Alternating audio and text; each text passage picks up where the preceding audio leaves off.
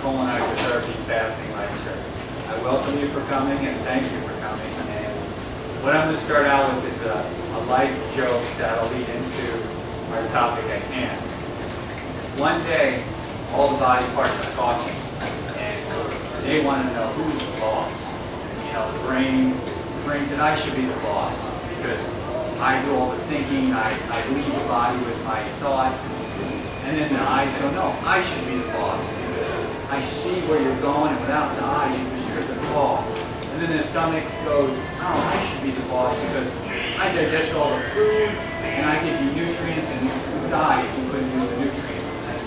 The legs go, wait, I should be the boss because you guys couldn't move forward in life without the legs. And the butt said, no, I should be the boss. And all got together and they laughed at the butt.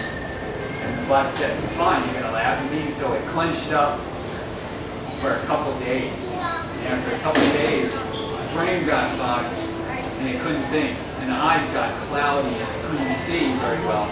And then the stomach got upset. And the legs got crampy and achy.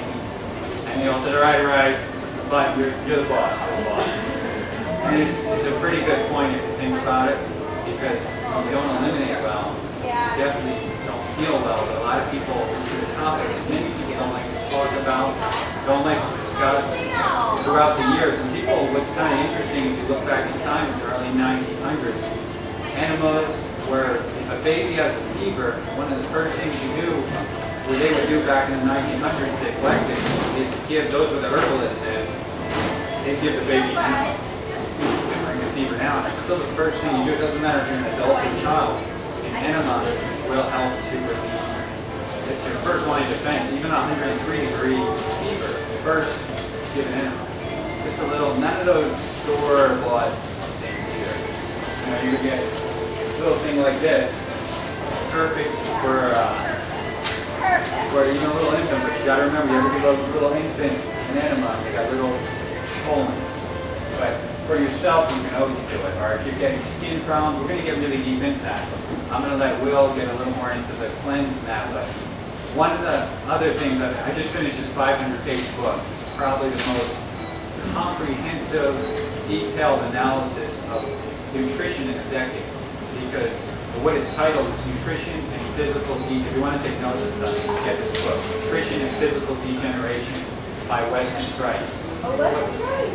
What this guy did, he was a dentist in the 2030s who said, what's going on here? We got all this technology. We have tooth decay and degeneration of bodies running rampant.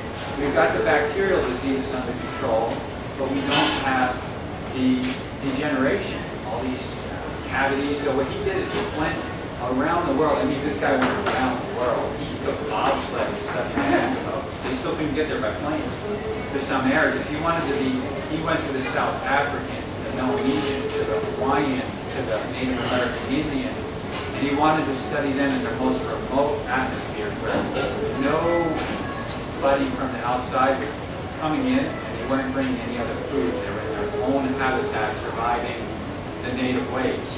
So when he studied these cultures, he was amazed because there was almost no tooth decay. One tooth in less than 100, sometimes 0.04% of teeth. That's how detailed he got, what the effects did by decay. And then he saw no immune system diseases, rarely.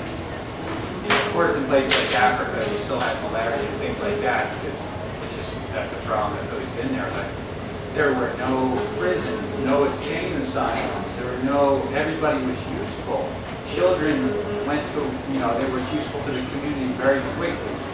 And then births, labors were under 3 hours. Usually the woman would deliver the baby herself. Cesarean sections were unheard of.